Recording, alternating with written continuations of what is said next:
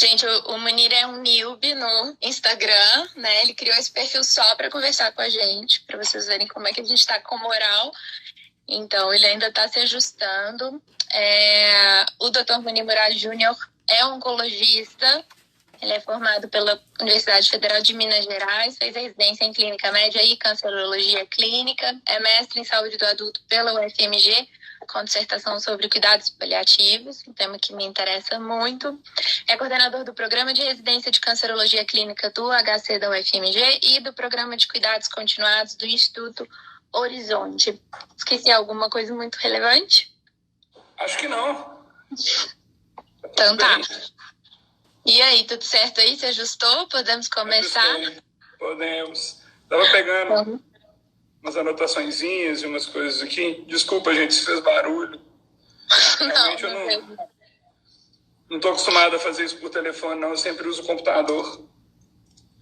Tá tudo certo. Bom, então. Munir, eu queria mais uma vez te agradecer e queria começar a nossa conversa falando um pouquinho. A gente ouve muito, né? A gente lê muito, principalmente das pessoas leigas, perguntando, poxa, a medicina já avançou tanto, por que é que a gente ainda não tem uma cura para o câncer? Né? E a gente que estuda o assunto mais a fundo sabe que, na verdade, a gente não pode falar em cura para o câncer. Eu queria que você introduzisse o assunto para a gente um pouquinho, falando que o câncer não é uma doença só. Claro. Então, eu não agradeci o convite, a oportunidade, a chance de conhecer o Instagram, que eu estou chocado, que eu não conhecia isso. E eu fiz mesmo a conta para aprender, mas vamos falar de câncer, então. Então, essa história de tratar câncer como uma coisa só, né, é um erro bem comum e muito crasso, assim, muito simples, né? Uma doença só, que a gente pensa, tipo câncer de mama ou câncer de próstata, na verdade são muitas. A gente cada vez mais divide esse tipo de doença em vários perfis. Quando a gente começa a pensar em perfis de expressão de proteínas e principalmente em perfis gênicos, essas doenças são várias. Então, assim, certamente, o câncer de estômago hoje, por exemplo, é dividido em 5 tipos. A gente está aprendendo a como maneja cada um deles, mas pelo menos em classificações prognósticas, isso tem muito sentido. O câncer de mama já tem muito tempo que a gente divide ele pelo menos em receptor hormonal positivo e negativo, e em tumores que expressam uma proteína que chama HER. Então a gente divide porque o mecanismo que causa a doença é muito diferente em cada tecido. Então são vias, né, de mutações muito distintas. Então certamente não é uma doença só, certamente a doença no órgão podem ser muito distintos, são vários grupos de doenças, e o mecanismo que causa essa patologia é muito distinto. O que é tão diferente que talvez caiba a pergunta por que eles têm em comum, né? Se é tão diferente assim, então por que é câncer, né? Talvez a pergunta mais correta, mediante a diferença, seja essa. Vai ser tão diferente assim, o que é comum? O comum é que é uma divisão celular desenfreada. É uma divisão celular sem freio, sem controle pelo corpo, né? Um neném nasce e tem que crescer. O cabelo da gente cresce, as células da mucosa têm que ser renovadas. Então, essa divisão é normal no corpo. De certa forma, o tumor é uma divisão celular totalmente desorganizada. E os mecanismos pelos quais o câncer ganha essa desorganização são inúmeros. Desde alterações da própria célula, como alterações da relação da célula com o sistema imune. Às vezes, o sistema imune para de reconhecer aquelas células como doentes e elas começam a crescer. Então, na verdade, foi um problema de imunidade, não um problema da divisão celular. Mas, no fundo, é isso. O que eles têm em comum é uma divisão desorganizada, por vários motivos distintos. Então, a gente tenta, com tratamento, frear essa divisão. Isso é muito importante, né? É muito importante que a gente entenda, pelo que você está falando, até quando a gente fala, por exemplo, de câncer de mama, de câncer de estômago, câncer de pâncreas, nós estamos falando de várias doenças. Imagina quando a gente fala só do gênero câncer, né? É muito importante que a gente entenda, principalmente nós leigos, porque sempre fica essa dúvida de, poxa, nós estamos avançando tanto e até hoje a gente não tem a cura pro câncer. A gente não vai ter uma cura pro câncer, né? Nós vamos curar alguns cânceres, não vamos curar outros vão existir, né? Vão surgir. A gente não, por mais que todo mundo estude, a gente não tem bola de cristal, né? Talvez um sortudo aí consiga achar uma coisa que funcione para tudo, né? Agora eu acho pouco provável. É tão heterogêneo que o cara conseguiu uma bala mágica assim, né? Que consiga acertar tudo. Eu acho muito pouco provável. Agora, corre o risco de algo? Corre, né? Tá todo mundo estudando, né? Agora todo mundo quer a vacina do Covid e quer essa coisa que talvez ajude em todos os tumores. Mas quanto mais a gente estuda a fundo as vias que tornam um tumor viável, né? A gente quer tornar a vida do tumor inviável. Então, toda vez que a gente estuda o que torna a vida de um tumor viável, a gente vê que são mecanismos completamente diferentes numa doença e noutra. Então, acho muito pouco provável que a gente consiga achar uma chave que feche toda essa coisa. Mas, não sei, tomara que o futuro me desbanque, né? E daqui uns dias a gente descubra uma bala que resolva tudo. Acho pouco provável. Todo mundo acha muito pouco provável. E Munir, hoje, acho que as pessoas sempre têm essa curiosidade, né? Um tempo atrás eu lembro que era muito comum a gente ler a doença que mais mata no mundo são as doenças relacionadas ao coração, mas o câncer em algum momento vai passar, né? E vai ser a primeira doença, a doença que mais mata no mundo todo. Eu queria que você falasse um pouquinho como é que está esse panorama hoje. Desculpa aí, gente, tá tendo uns probleminhas aqui, né? Fixar o telefone. Claro, Cíntia. Eu levantei os dados, saber isso de cabeça é sempre chato, né? Então eu estou com uma colinha aqui, mas o câncer hoje é a segunda causa de morte. E é a segunda quase empatada com todas as doenças cardiovasculares. Então, assim, quando você pega infarto, AVC, insuficiência cardíaca, todas as doenças que advêm do risco cardiovascular, elas quase empatam. A doença cardiovascular ganha um pouquinho. E se você somar dos 10 top, né, do top 10 das coisas que mais matam no mundo, se você somar as outras 8, nenhuma dessas 8 ganha da primeira ou da segunda colocada. Então, é um blocão assim, de doença cardiovascular, um outro blocão, eu vou falar o tamanho desses blocos, um outro blocão de câncer em geral, e depois as outras 8, mas assim, é muito distinto. Lembrando que a 10ª, só por curiosidade, a 10ª causa de morte no mundo hoje é suicídio. Então, é um dado que todo mundo esquece. Então, a gente teve, por câncer, o dado mais preciso de 2018, aproximadamente 10 milhões de mortes no mundo. E a doença cardiovascular não fica longe, não. Então, você teria quase um empate aí entre o número de mortes por câncer no mundo. E o que acho importante a gente estar discutindo, porque 70% dessas mortes por câncer acontecem em países de baixa e média renda. Então, a gente tem que estar armado para tratar essas pessoas, com sistemas de saúde reativos, com chance de diagnóstico precoce ou rastreio bem feito. A gente tem que conversar o que é rastreio bem feito, o que não é, o que é diagnóstico precoce e tratamento eficaz disponível. Então, assim, a gente tem que enfrentar isso, porque 70% das mortes no mundo, repito, por câncer, são em países de baixa e média renda. Assim. Outra coisa é conseguir fazer campanha, né? Para não ter câncer, para diminuir isso. É sempre um lugar comum falar, mas acho importante também que os 5 fatores mais carcinogênicos são evitáveis. Né? Dieta, sobrepeso, falta de exercício físico, dieta e álcool, adianta a gente falando, álcool e o cigarro. Cigarro é 25%, né? Cigarro é disparado, a causa mais comum. Então a gente teria, por onde eu estou aí, tentar diminuir a frequência dessas neoplasias. Eu acho que isso dá para dar uma noção. Você veja que pulmão lidera tanto em incidência quanto em mortalidade no mundo. Pulmão é a doença é o câncer que mais mata e é o câncer mais incidente. Então, cigarro né, dos 5 é o que a gente teria que escolher. Acho que de epidemiologia... Munir, e aí você tocou já, né? Já iniciou um pouco o tema mais da nossa live, né? Você falou que pulmão é um dos cânceres que mais mata no mundo, né? Um dos cânceres, além de ser um dos mais prevalentes, principalmente o câncer ligado ao tabagismo.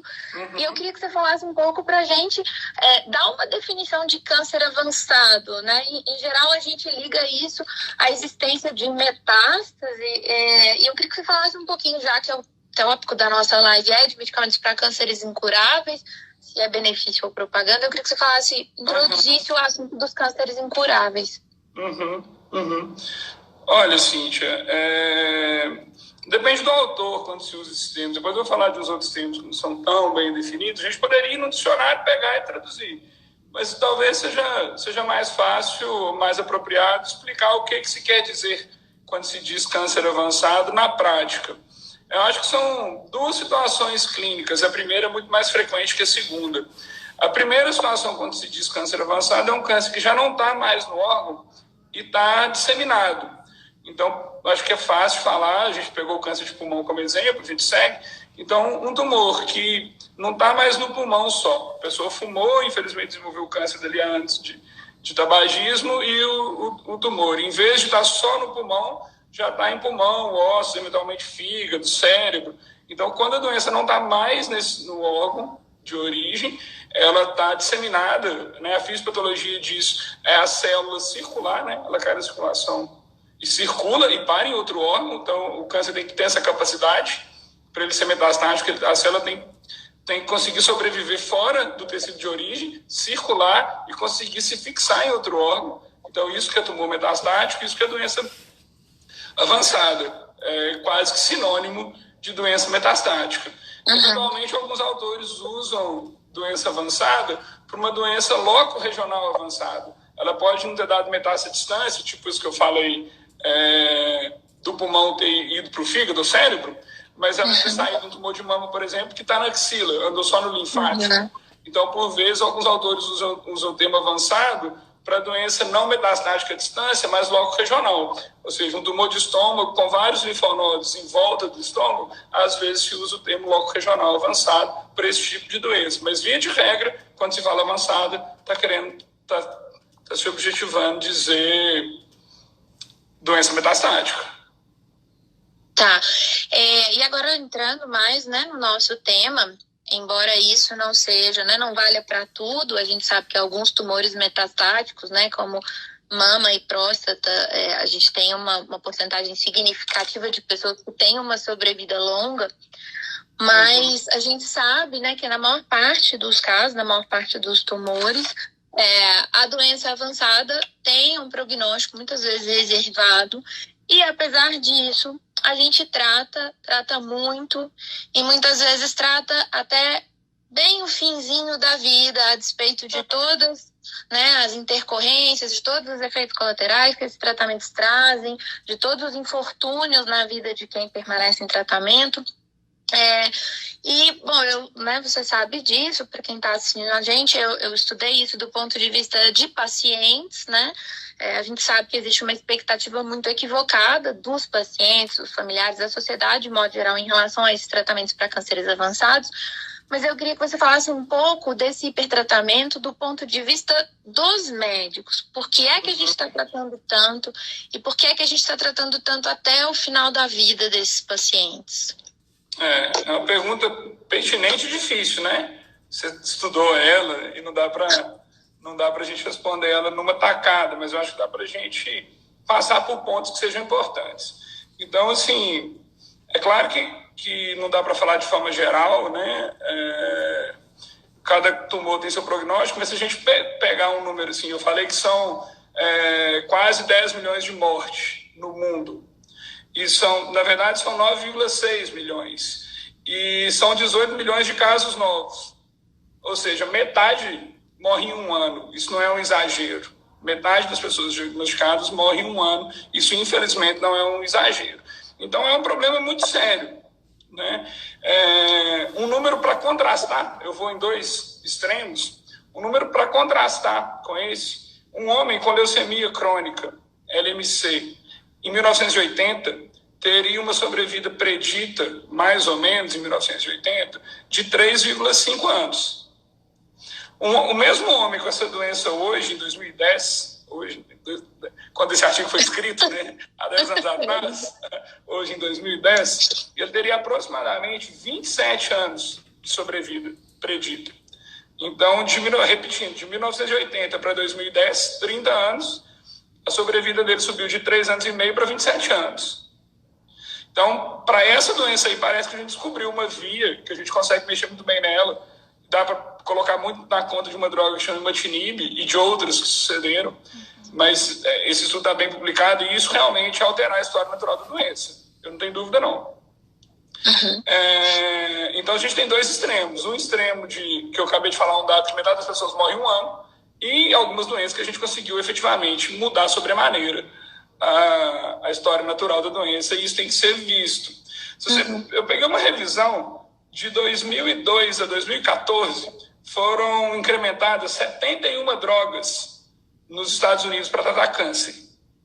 A sobrevida mediana que elas trouxeram em ganho, se você somar tudo e dividir pelas 71, é 2 meses de sobrevida.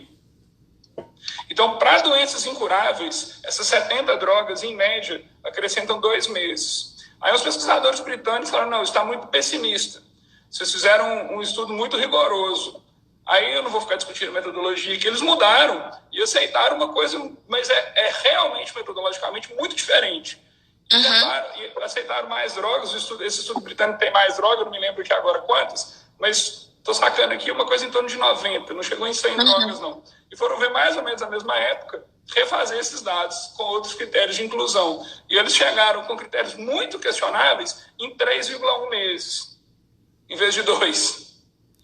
Então, ou seja, uma metodologia bem mais otimista, ainda assim chegando. Então, assim, para doenças incuráveis, para doenças metastáticas, o avanço de forma geral não é tão sofisticado, não é tão... A magnitude desse efeito é menor do que a gente desejava. Eu não estou aqui para falar mal de droga, pelo contrário, eu queria que tudo fosse igual ao caso da LMC. Mas entre o caso da leucemia crônica, que foi realmente um grande avanço, para outras drogas, a gente tem esses dados que são a realidade. E esses ganhos são superestimados, igual você falou, em boa parte das vezes. Então, a gente tem que equilibrar isso, né? Assim, e o ser humano tem essa tendência eventual. Assim, se você pensar, a primeira descrição de câncer foi 30 mil anos antes de Cristo, no Antigo Egito. E é uma descrição de série de casos de câncer de mama, parece, que descreveu lesão na mama das mulheres e tal. E o cara, né, o médico que estava fazendo o relato de caso, vamos falar assim, escreveu o que unia aquelas doenças, voltando à nossa primeira pergunta, era que não tinha tratamento. Tudo que ele fez deu errado. A gente evoluiu muito. Eu acho que a gente evoluiu muito, nós temos um monte de droga nova, fazendo um monte de coisa. Igual você falou, o câncer de mama é uma exceção. Assim. Quando a gente pega tumores, dependendo do tipo histológico, a gente consegue sobrevidas muito grandes. Né? A gente tem mulher com qualidade de vida excelente, aí vivendo anos com câncer de mama. Mas a gente tem que lembrar que é uma doença ameaçadora da vida, não dá para ficar fingindo que nós não estamos tratando coisa séria. Infelizmente é sério, a gente conseguiu avançar, e esse equilíbrio é muito difícil mesmo. Eu acho que a gente vem disso, né? A gente vem de uma história que a gente não conseguia atuar mesmo na história natural da doença, é difícil fazer isso. Com, sei lá, a Revolução Industrial, parece que a gente conseguiu melhorar um pouco as técnicas cirúrgicas, foi a primeira vez que a gente acreditou mesmo nisso. Depois, com antibiótico, então, a gente conseguiu ir melhorando esses desfechos com antibióticos mais complexos, a gente conseguiu tratar cirurgicamente. E depois, Segunda Guerra, que a gente conseguiu desenvolver droga antiplástica. Então, é muito novo tudo que está acontecendo. E nos últimos anos, a gente conseguiu algumas drogas voltadas para terapia molecular, tipo essa da LMC que a gente acertou na veia, vamos dizer assim, como se diz no interior, e outras imunoterápicas que a gente conseguiu ganhos maiores. Mas, via de regra, em média, a gente tem que ter essa noção de que os ganhos não são tão grandes quanto a gente gostaria. E, Munir, eu vejo, muitas vezes, acho que vale a pena falar um pouco sobre isso, Porque as pessoas têm uma ideia de que se você não inicia um tratamento, a pessoa morre, né?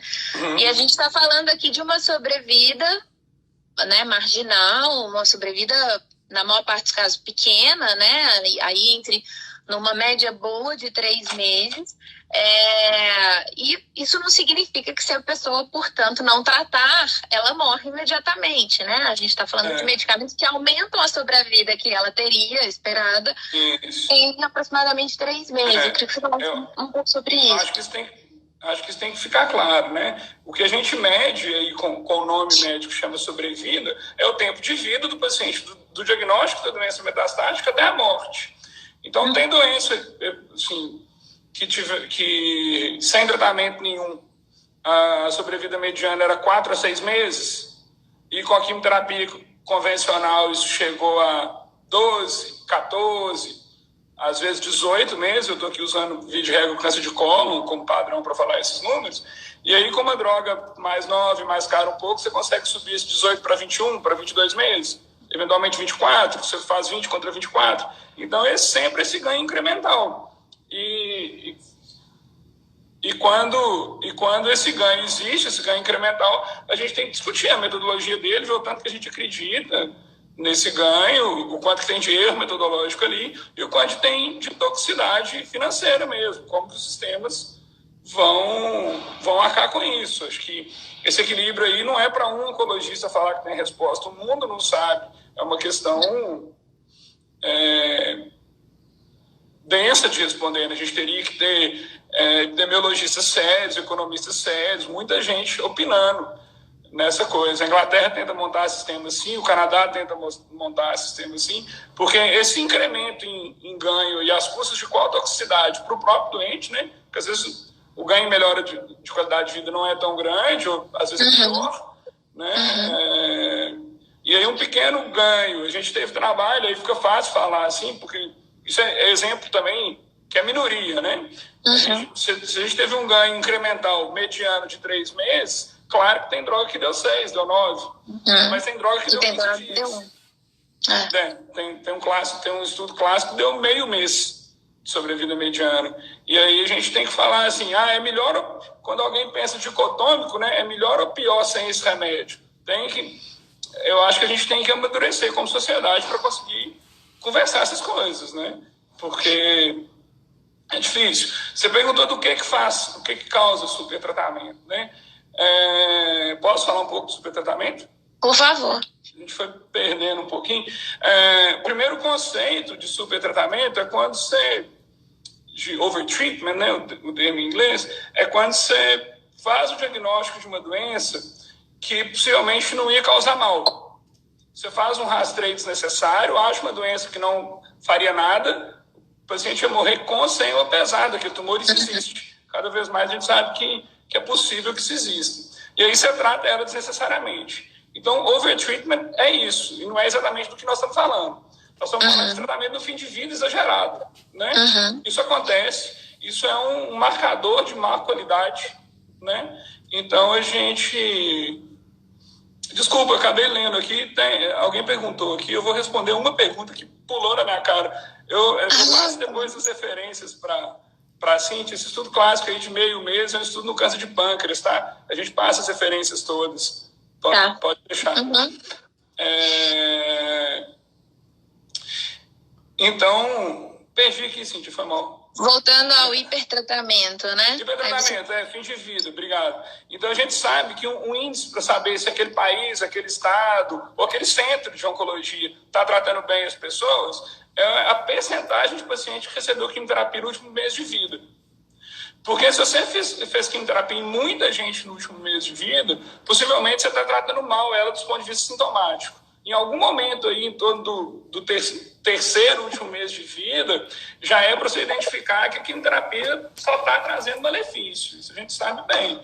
Então, eu não estou falando que tem que parar todo mundo. Eventualmente, alguém vai tomar quimioterapia e vai morrer logo depois por outro motivo. Então, mas é importante que se reconheça o que é necessário para cada doente. Então, às vezes é necessário muita quimioterapia, às vezes não é necessário mais nenhuma quimioterapia. E não fazer quimioterapia não é abandonar o paciente. A gente sabe que o cuidado clínico, o cuidado da dor, o cuidado de sintomas emocionais, de sintomas físicos como náusea, vômito, dor, insônia, tem muita coisa para ser feito para esse paciente, para que ele viva bem. E a gente sabe que o cuidado paliativo também aumentou a sobrevida global.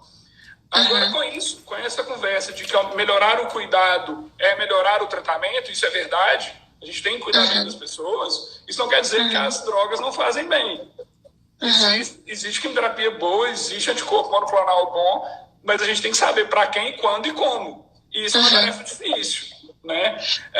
Por que a gente tem supertratamento em fim de vida? Primeiro, porque é difícil identificar fim de vida. É difícil identificar cientificamente, meu mestrado foi disso.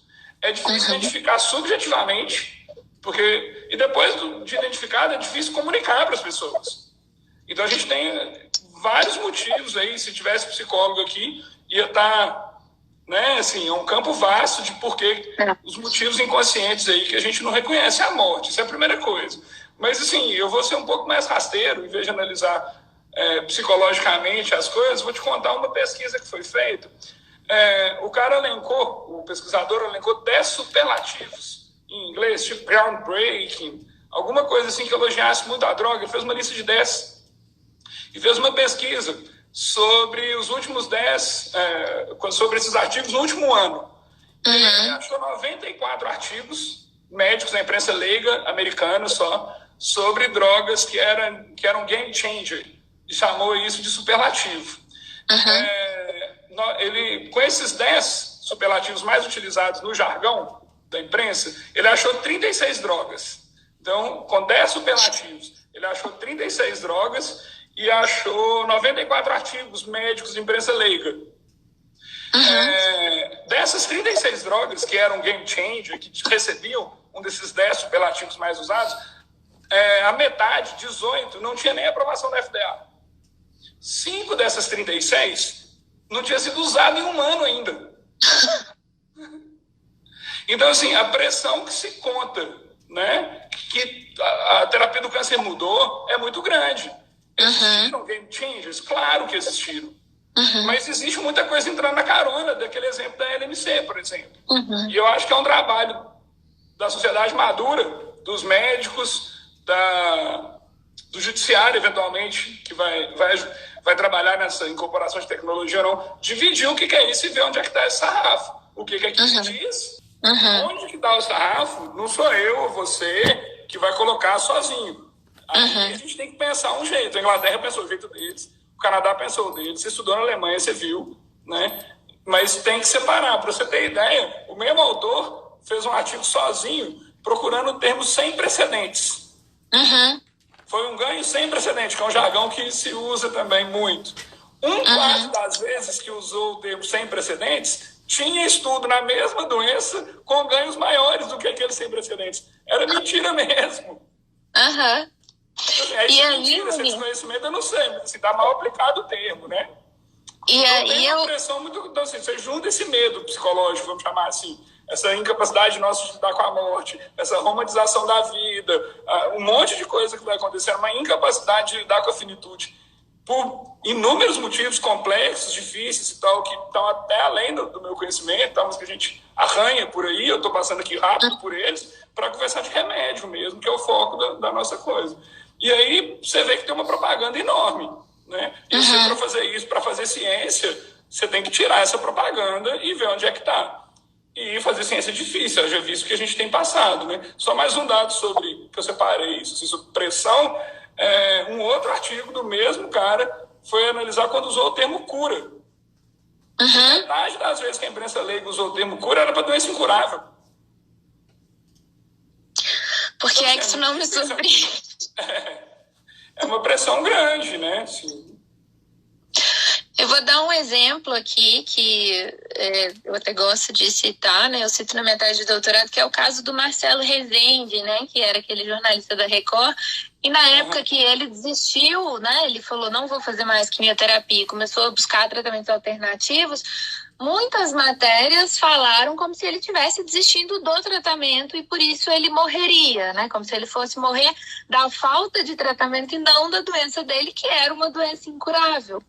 Então, na verdade, né, isso que você falou é muito importante, porque a gente precisa, todos os nossos seres humanos lidamos com essa dificuldade de aceitar a finitude, e a forma como a imprensa vende eventuais ganhos de medicamentos influencia muito, né, na forma como a gente recebe e como o nosso otimismo permanece, até porque a maior parte de nós não vai estar vivendo naquele momento, né, a doença ou um paciente com aquela doença, mas provavelmente a maior parte de nós ao longo da vida vai lidar com isso em algum momento. Seja em nós mesmos, seja em alguém muito querido, em algum conhecido. Se hoje, né, o câncer é a segunda causa de morte no mundo, se ele causa 70% dessas mortes estão em países como o Brasil, a chance que a gente não lide com esse momento nenhum é muito, muito pequena. Então, se a gente já tem isso no nosso arcabouço, mas eu sei que tem uma droga, né? Ou a gente recebe a informação de que mesmo aqueles tumores metastáticos, né, tradicionalmente incuráveis, se a gente já aceita, começa a achar que isso pode ser revertido, a gente já, inclusive, chega no médico querendo a reversão. Né? E aí a gente já chega, eu acho, com os ouvidos fechados para ouvir, inclusive, olha, esse tumor é incurável e o tratamento aqui, o melhor tratamento que a gente pode fazer por você, dá uma sobrevida média, né, uma sobrevida global, além do curso normal dessa doença, de 3 meses. Né, você mencionou a questão dos cuidados paliativos, a gente tem estudo, inclusive, de aumento de sobrevida global com os cuidados paliativos ou suportivos, né? A gente não gosta muito dessa nomenclatura porque fica parecendo que paliativo né, quando não tem mais nada para fazer, você faz, sendo que o próprio estudo que aponta o ganho de sobrevida global indica a necessidade de cuidado paliativo precoce, né? Ou seja, você não faz uma coisa ou outra, você faz junto com o eventual tratamento. E tem um comentário aqui que eu vou, né, foi feito, que é muito importante, que é olhar o ser humano como um todo, né? Não é olhar para a doença desse ser humano ou para o resultado do exame desse ser humano, né? Acho que dar exemplo, assim, acho que pode ser bom para esclarecer o que a gente está falando. Tem uma paciente minha eu não trato ela como oncologista, eu trato ela como paliativista, ela tem outro oncologista, tem câncer de mama, e eu tratei dor dela. Se ela está subtratada de dor, como ela me procurou para tratamento de dor óssea, e a gente começou a conversar, e eu acho que à medida que você tem treinamento para conversa, para abordar outros temas, para ter uma visão maior, a gente conversou sobre a expectativa de vida dela, o que ela queria com o tratamento, o que ela imaginava para esse tempo de vida, a gente pensou um pouco sobre finitude, ela mudou algumas coisas na vida dela, parece que a qualidade de vida dela melhorou bastante, com várias coisas, com o tratamento da dor e com essas abordagens. Ela é uma paciente da equipe da psicologia também, ela é paciente de uma oncologista amiga minha lá da clínica. E ela continua tomando remédio, já é minha paciente há 4 anos. E vai no meu consultório hoje de 2 em 2 meses, assim, eventualmente, ajustar um analgésico ou outro. Está muito bem. Inclusive já judicializou a droga 2 vezes, isso é uma conversa longa e tal. E tá tudo bem com ela. Teve um outro caso de um paciente jovem com tumor cerebral que chegou no meu consultório em coma, pós-operatório. Ele não acordou depois da cirurgia, tinha uns 30 dias depois da cirurgia, recebeu alta e uma conversa, eu não sei exatamente, né, como que foi falado e como foi recebido, a gente nunca sabe, né, aquela coisa. O Dom Casmurro, né, você não viu direito o que aconteceu, você nunca sabe o lado do outro, mas assim, o fato é que tinha uma esperança no tratamento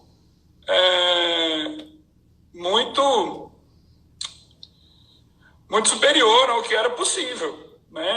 Um paciente em coma, igual ele estava, não deve ser submetido a quimioterapia, porque eu não vou nem ver o efeito colateral, né? Ele não consegue comunicar. E a esposa que levou, eu entendo todo o sofrimento dela, levou com essa coisa. Eu tô com esse papel aqui, eu preciso que o senhor assine também, não sei de onde que ela tirou isso, precisava de 3 médicos prescrevendo. Então eu tinha que buscar uma prescrição de temozolomida, porque eu preciso macerar, isso eu nunca tinha visto. Eu preciso macerar o remédio, colocar na sonda e dá para ele tomar. E aí eu falei, olha, você sabe, porque, né, tentei conversar alguma coisa, pedi para ela voltar depois, que a gente ia pensar, esse caso eu não consegui. Ela viu que eu não, né, não concordava com a prescrição e ela estava muito esperançosa e procuraram alguém que prescrevesse e tal. E ela não voltou no consultório, mas eu soube que ele morreu 15 dias depois também. Então, isso é interessante. Eu acho que isso aí é uma situação difícil. Eu não acho que ela estava errada exatamente. Eu não, né, conheci essa pessoa há 40 minutos. Eu não sei o que ela passou, o que ela estava pensando. É difícil falar. Mas, assim, certamente aquele remédio só ia atrapalhar. Se fosse usado, ele não ia trazer benefício nenhum. Então, eu estou contando esse caso do câncer de mama e esse caso do tumor cerebral porque são casos muito distintos. E não é que tumor cerebral é diferente de câncer de mama, é também. Mas esse caso poderia ser o contrário. Poderia ser o tumor cerebral se dando bem e o câncer de mama se dando mal. Porque eu estou falando que tem situações muito distintas e que cuidado paliativo não é o que se faz no fim da vida depois que não tem mais nada para fazer. Passar precocemente, você faz muito melhor. E tem drogas que mudam a história natural da doença, tem drogas que não. Era impossível tratar esse paciente.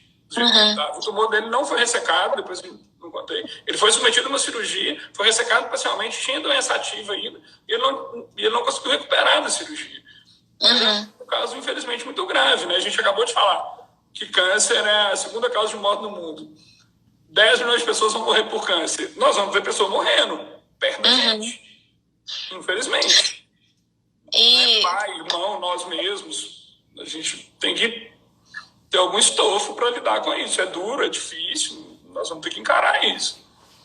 E eu acho que a gente evolui enquanto sociedade, né? Você mencionou a temozolomida, trazendo um pouco para quem atua, né, com demandas de saúde. Nós temos alguns colegas aqui da AGU que atuam diretamente nesses casos. É um remédio, por exemplo, muito, muito demandado e a gente vê sempre uma expectativa completamente equivocada em relação em cima de um medicamento que a gente sabe que não é para curar esses tumores, né? A gente tem vários casos de glioblastoma e as pessoas pedem temozolomida realmente acreditando numa cura, né? Uma possibilidade que o medicamento não tem, né? Que nem o próprio laboratório que produz nunca pretendeu que ele tivesse. E aí você mencionou uma coisa que eu, né? Como você falou, a gente tem diversos aspectos, inclusive psicológicos, que precisam ser abordados, tanto em relação à sociedade, de modo geral, quanto em relação a cada paciente especificamente. Mas muitas vezes a impressão que eu tenho é de que são dois extremos, né? Ou o paciente quer aceitar a curabilidade da doença, ou a ideia de que ele não vai morrer daquela doença, ou para que ele aceite, as pessoas têm essa ideia de que para que ele aceite que aquela doença é incurável, ele tem que aceitar que ele está muito perto do fim da vida. E não necessariamente é isso, né? Nós vamos ter pacientes com tumores que vão viver ainda anos, até com qualidade, mas ele tem que entender que é uma doença ameaçadora da vida. Eu acho que o difícil é isso, porque aí às vezes ele acha, né, isso é muito comum, inclusive, pelas pesquisas que a gente vê, ele começa a achar que ele está melhorando, e isso significa então que ele não vai mais morrer daquela doença, quando muitas vezes ele vai ter ainda, né, anos com qualidade, e vai ainda assim, em dado momento, morrer da doença. Eu queria, Monique, que você falasse um pouco de um assunto também no contexto da judicialização, que é muito importante para a gente, né, que é um assunto que a gente discute muito. A gente recebe muitos relatórios médicos, muitos receituários, com prescrição de medicamentos, com base em medidas substitutivas, né, o que a gente chama de surrogate measures, ou seja, o médico diz, olha, esse medicamento é necessário para esse paciente, porque o estudo tal indicou um aumento de sobrevida livre de progressão. Não indicou melhora na sobrevida global, não indicou melhora na qualidade de vida, mas indicou esse outro substitutivo. Eu queria que você falasse um pouco para a gente sobre isso, né? O que significa ter melhorado sobrevida livre de progressão em relação a um eventual benefício para esse paciente?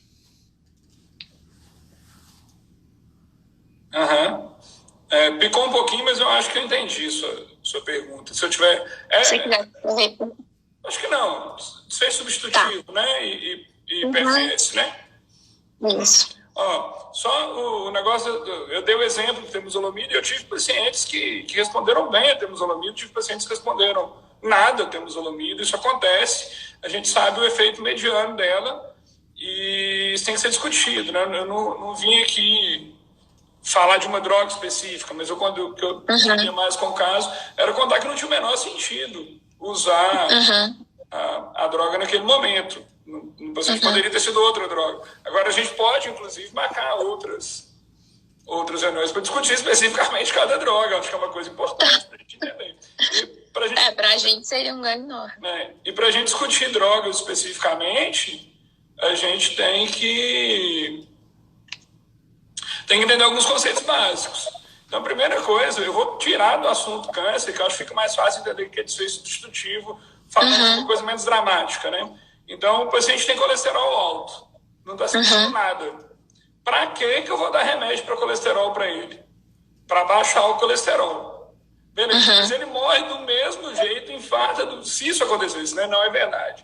Mas se eu der um remédio que abaixa o colesterol, mas que ele vai infartar do mesmo jeito, que ele vai ter AVC do mesmo jeito, que ele vai ter uma piora da qualidade de vida pela doença ateromatosa, ou do diabetes, ou de qualquer coisa, do mesmo jeito. E vai ter um tempo de vida não aumentado, de que me adianta baixar o colesterol? Então, as drogas para baixar o colesterol, via de regra, foram aprovadas não porque elas baixam o colesterol, mas porque elas mudam o que realmente importa.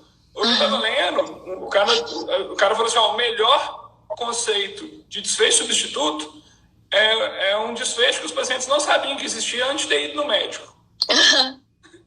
O médico falou para eles que é uma coisa que o que importa para o doente é viver mais e melhor. Então, o que se deve mostrar em estudo clínico é que se viveu mais ou que se viveu melhor, preferencialmente que se viveu mais e viveu melhor.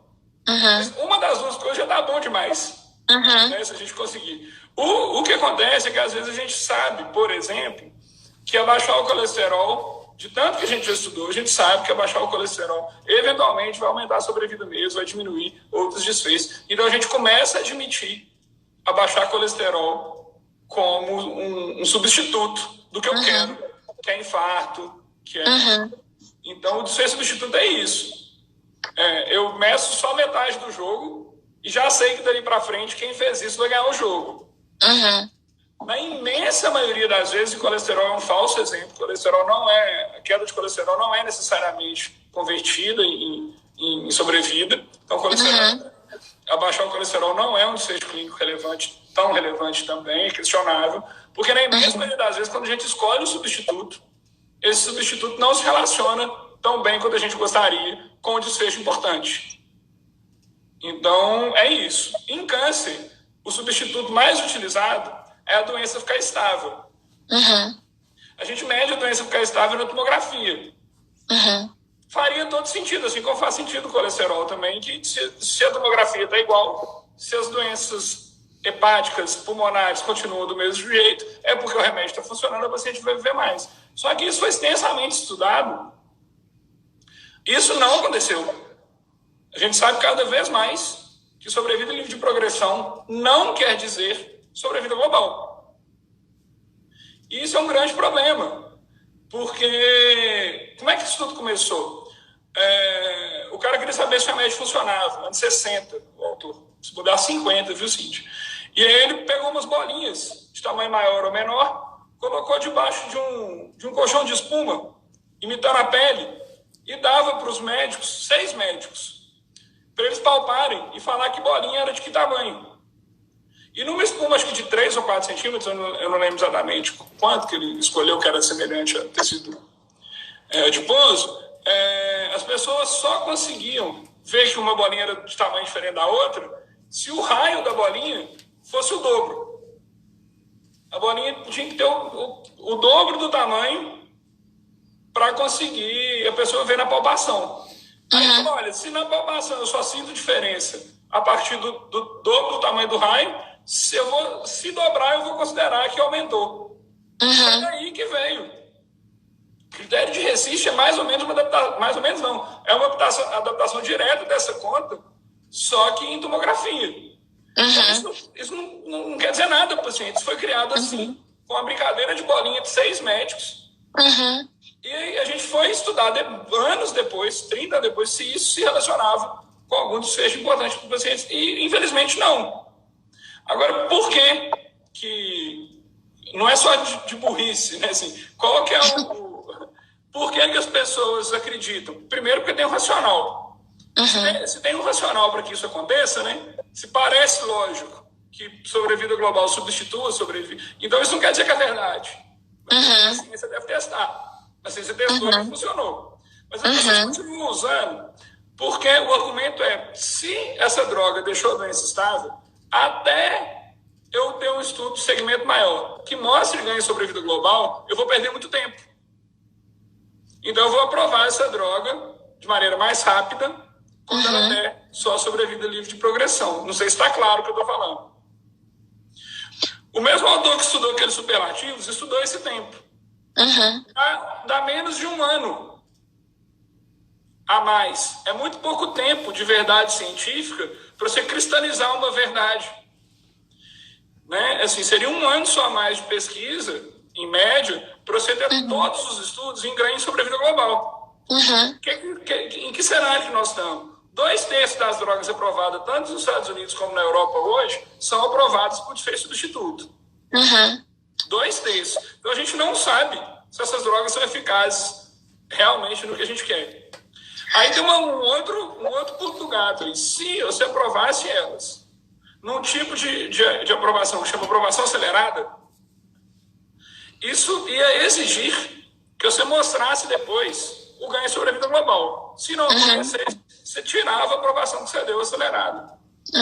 Quando isso aconteceu, menos da metade das vezes foi cobrado o desfecho sobre a vida global. Passou e acabou. Ninguém nem olhou. E quando olhou, só 15% das vezes que a sobrevida livre de progressão se converteu em sobrevida global. Ou seja, entra um grande droga no mercado por aprovação acelerada, não é revisto, os estudos que em inglês chamam de post-market não são olhados, na verdade, nem existem. Quando existem, eles não dão ganho, ou na sua maioria não dão ganho, e o que aconteceu com isso? O custo médio do tratamento nos anos 60 era $100 por mês, hoje é $10 mil por mês. E você tem muito mais gente tratando. Então você tem que conseguir escolher muito bem, porque é uma toxicidade para a sociedade muito grande se você colocar dinheiro em drogas que não são eficazes. Então, não sou eu que sei isso, não é um juiz que sabe isso, não é um órgão que sabe isso. Ou seja, se for um órgão, que ele seja montado por médicos, economistas, advogados, que a gente consiga montar uma sociedade racional, e isso não me parece tão fácil quanto eu achava há uns anos atrás, que a gente consiga conversar sobre essas coisas. E entender onde é que tá o limite do erro, onde é que está, em inglês chama willingness to pay, né? Que é a vontade para pagar. Onde é que está a nossa capacidade de pagar essas drogas. E aí, Munir, a gente tem 2 problemas que eu acho muito sérios. O primeiro é que no contexto, né, de judicialização da saúde, por exemplo, a gente tem que entender, os operadores do direito, eles não vão atrás do que significa cada coisa. Então, o médico tem que entender que quando ele diz num relatório médico, esse paciente precisa desse medicamento, porque no estudo tal ele demonstrou o aumento da sobrevida livre de progressão, ele está falando para o juiz: esse medicamento vai melhorar a vida desse paciente ou vai fazer ele viver mais. Né? E a gente sabe que isso não foi demonstrado. Então, é uma necessidade também, até ética do médico, de entender que quando ele encaminhar esse paciente para a judicialização da saúde, ele não disse ali: olha, na verdade, 85% dos casos, né, como você falou, dos medicamentos que foram aprovados com esse desfecho substitutivo, e depois a gente continuou analisando, né, passaram pelo fast track e depois a gente acompanhou, só em 15%, na verdade, houve algum benefício. Nos outros 85%, todos não. Ele está simplesmente jogando isso para o juiz como se fosse: esse medicamento aqui é necessário para o tratamento desse paciente, porque ele vai se beneficiar com esse tratamento. E muitas vezes, para o próprio paciente, né, claro que é o que você falou, a comunicação nesses casos ela é algo que deve ser aprendido, a gente realmente precisa aprender a se comunicar, não é dom ou talento de um ou outro médico, é algo que deveria estar, inclusive, na grade curricular. A forma como ele colocar aquilo ali para o paciente, olha, o seu tumor está estável, olha, saiu esse resultado foi muito bom. Muitas vezes o paciente vai entender isso. Estou me curando, né? A minha doença está melhorando. Eu vou melhorar porque eu estou tomando esse remédio, eu estou me tratando e eu vou melhorar. Então, eu acho que é uma coisa que deve ser feita, né? Deve ser vista com muito cuidado. A gente falou de judicialização, mas, na verdade, isso é um problema de toda a comunidade, né? A forma como a sociedade interpreta certas coisas que só o médico lá, acompanhando os estudos, no fim das contas, vai saber que não significam um efetivo benefício. Munir, a gente tem 7 minutos. Eu queria que a gente terminasse a nossa live para não ficar muito corrido, né? A gente não conseguisse se despedir, a live cair, porque ela cai com 1 hora. Eu queria que você falasse um pouquinho, a gente não tem como sair dessa conversa sem falar um pouquinho de Covid-19. A gente sabe que muitas pessoas não estão procurando atendimento médico, tanto pessoas já diagnosticadas, né, com doenças graves, quanto pessoas que estão tendo algum sintoma e não estão buscando assistência médica, muitas vezes por medo de Covid. E tem havido agora uma certa preocupação, inclusive, em relação ao futuro. Na hora que a epidemia se estabilizar, na hora que a gente voltar a procurar atendimento médico, será que a gente vai ter um boom de pessoas que podiam ter tido, por exemplo, um diagnóstico precoce de câncer e não tiveram, e agora o câncer avançado, é tarde demais? Eu queria que você falasse um pouquinho sobre esse assunto antes da gente encerrar. Tranquilo. Acho que eu consigo administrar 5 minutos aqui. Vou falar 3 de Covid, 2 de uma coisa aqui. Tá, combinado, do jeito que você preferir. Tá bom, porque eu acho o seguinte, disso que a gente quer o foco mesmo da nossa conversa, eu acho que tem que ter instituição, sabe? Eu não acho que essa decisão, se um paciente vai ou não vai tomar a droga A ou a droga B, se 3 meses é importante, ou 5 ou 6 meses é importante, isso não é um médico olhando para um doente que vai decidir. E eu não acho que é alguém, agente do direito, né, que vocês falam. Operador do direito, que vai decidir sem conhecer o caso, sem conhecer o paciente, sem conhecer a doença, sabe? Ou o tratamento, né, sem ter as armas relevantes. Eu acho que cada um conhece um pedaço da verdade aí, né? Eu acho que a gente chega mais próximo quando senta todo mundo e conversa. Eu acho que é uma questão, e a gente não pode tampar o sol com a peneira, é uma questão médica. Eu acho que é uma questão do direito. Eu acho que é uma questão da economia. É uma questão da saúde pública, sabe? Não é uma questão simples. O que não pode é escrever, assim, um relatório de 2 linhas, igual a gente já cansou de ver, ser responsável por tratamentos de 15, 20 mil reais por mês em alguém que não tem geladeira para guardar o remédio. Eu já vi chegar o cheque na conta do paciente. Eu já vi chegar uma caixa de isopor com os remédios lá dentro, o cara não tem onde guardar. Então, assim, é toda a má gestão. Se tivesse um pouquinho mais de tempo, eu lembrei dos 2 casos aqui que seria impressionante contar. Então, assim, acho que está muito desorganizado, a gente deveria organizar, e eu acho que é uma tarefa para todo mundo. Não é um problema do oncologista ou do paciente muito menos, né? O paciente é quem sofre com isso, na verdade. Eu acho que isso tem que ser organizado institucionalmente e de várias instituições.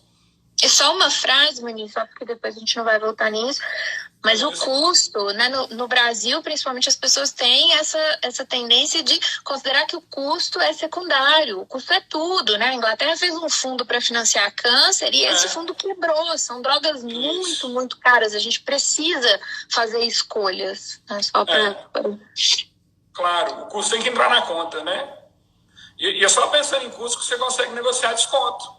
Então, se você falar que o custo não é importante, então não tem jeito. Né? Exatamente. O custo é importante também. A eficácia da medicação é importante, o efeito colateral dela é importante. São 3 coisas.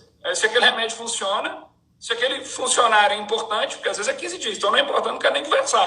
Agora, o ganho é importante, eu acredito nesse ganho, é aplicável. E para ser aplicável tem que ser, a gente tem que ter como pagar isso. Né? E tem vários motivos pelos quais as drogas são caras.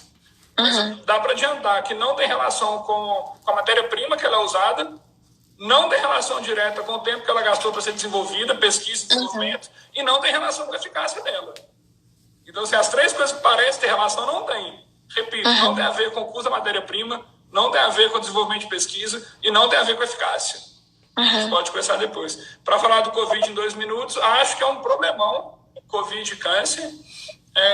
Se a pandemia fosse durar 3 meses, igual durou em alguns países, eventualmente algumas saídas poderiam ser pensadas, a gente está pensando, mas a gente tem que conseguir se equilibrar, se planejar, e em muitos casos não pode se esperar de 6 meses, acho que é um problema real. A gente sabe que a mortalidade de Covid no paciente com câncer é maior, o paciente com câncer está mais exposto, porque ele faz tomografia, faz tratamento, então os pacientes estão andando aí na rua, fazendo tomografia, tomando quimioterapia, pegar remédio, então assim, ele tem mais risco de se contaminar, contaminado, a mortalidade nele é maior, então é um problemão, assim, tem muitos problemas para a gente resolver, os hospitais estão tentando manter a agenda de alguma forma, acho que nós temos que nos organizar muito bem, eu vejo algumas tentativas isoladas, uma organização central, a gente infelizmente não teve, eu acho, não consigo identificar uma estratégia muito inteligente para ganhar do Covid, que já, obviamente, seria uma luta muito difícil, é claro. E acho que é um problema mesmo. Parece estar vendo tudo que a gente viu. Aí tem uma publicação do INCA, já tudo que a gente está vendo e sentindo é de subtratamento. Dá para esperar. Tem alguns pacientes que podem fazer telemedicina, tem algumas pessoas podem mudar de medicação venosa para oral, mudar o esquema de semanal para de 15 em 15 dias. Existem adaptações. Não dá para simplesmente ficar escondido em casa. Não tem jeito, a gente tem que pensar isso bem. Né? Tá. Bom, nosso tempo está acabando, né? Sem dúvida, isso não só em relação ao câncer, né, Munir? É uma questão de saúde pública, a gente precisava com certeza ter uma diretriz melhor sobre isso, uma diretriz, né, mais uniforme, como você falou, a gente está vendo iniciativas pontuais, vai ter muito problema depois disso. Quero te agradecer mais uma vez, como eu disse, eu sei que está muito difícil a vida dos médicos, principalmente nesse momento. Muito obrigada por ter encontrado esse tempinho pra gente. A Escola da AGU agradece muito e está sempre disponível quando você quiser conversar mais, inclusive sobre tratamentos específicos. E você tem 25 segundos para se despedir. Agradeço a todo mundo que participou. Não, tá joia. Obrigado, agradeço. Sempre é um prazer. Não foi a primeira vez, né? Foi a primeira vez virtual, mas a gente pode fazer. Pois é. A vantagem do virtual é esse, né? No ano passado o Munir falou pra gente, pôde falar só em Belo Horizonte, agora falou pra todo mundo. Bom, gente, boa noite pra todos. Muito obrigada por todos que participaram. Beijo, Munir, obrigada.